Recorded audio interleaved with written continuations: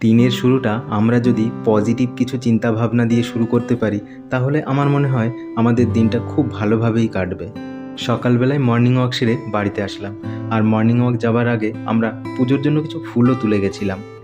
শাপলার গোড়াটা কিছুদিন আগে আমি 10 টাকা দিয়ে কিনে এনেছিলাম আমার ছাদ বাগানে বসাবো বলে, কিন্তু ওটা পচে নষ্ট হয়ে গেছে। এই শাপলার গোড়া কিন্তু সবসময় পাওয়া যায় না, ওই দিন ভাগ্যবশত পেয়ে গেছিলাম, তাই ফটাফট আমি কিনে নিয়ে বাড়ি চলে এসেছিলাম। তবু ওটাকে বাঁচাতে পারলাম না, নষ্টই হয়ে গেল।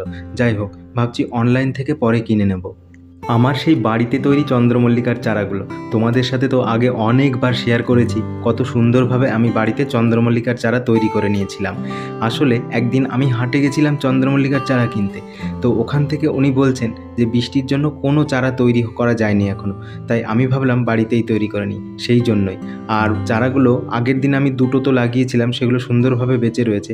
আর আজকে আরও 2টো চারা আমি এই 2টো টবের মধ্যে বসাবো।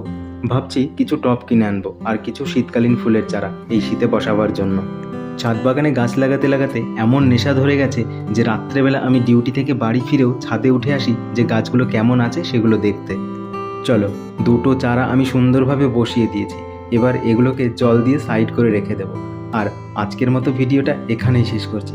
খুব তাড়াতাড়ি দেখা হবে নতুন আরেকটি ভিডিওতে। ধন্যবাদ, সবাই ভালো থাকবে।